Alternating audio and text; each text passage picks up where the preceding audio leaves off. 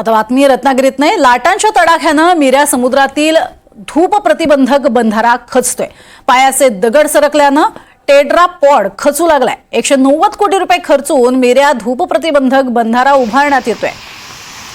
भाटी मिऱ्या आणि आलावा परिसरामध्ये बंधाऱ्याच्या रचलेल्या या पायाचे दगड समुद्राच्या उधाणीमुळे सरकतायत, त्यामुळे बंधाऱ्याच्या कामाबाबत प्रश्नचिन्हच निर्माण होत आहे।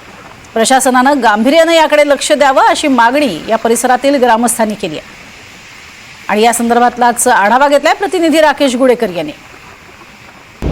अजस्त्र लाटांच्या तडाख्याने सध्या मिऱ्या धूप प्रतिबंधक बंधारा जो आहे तो खचू लागलेला आहे। आपण सध्या याच परिसरामध्ये आहोत आणि या नव्याने होणाऱ्या बंधाऱ्याला समुद्राच्या उधाणाचा मोठा फटका बसलेला आहे। जवळपास 190 कोटी रुपये खर्चून हा मिऱ्या बंधारा बांधण्यात येतोय आणि भाटी मिऱ्या ते आलावा परिसरातील या बंधाऱ्याच्या रचलेल्या पायाचे दगड जे आहेत ते समुद्राच्या उधाणाने सरकलेले आहेत। आपण पाहू शकतो कशा पद्धतीने हे दगड जे आहेत ते सरकलेले आहेत आणि त्यामुळे या दगड सरकल्यामुळे टेट्रापॉड जे आहे ते टेट्रापॉड देखील घसरू लागले आहेत। त्यामुळे एकूणच या बंधाऱ्याच्या कामाबाबत प्रश्नचिन्ह निर्माण झालेला आहे।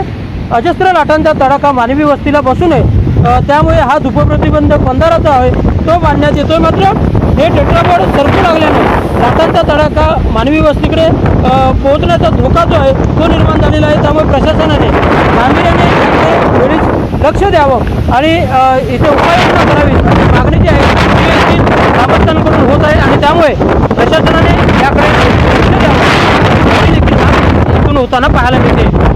राकेश गुडेकर, NDTV मराठी, रत्नागिरी।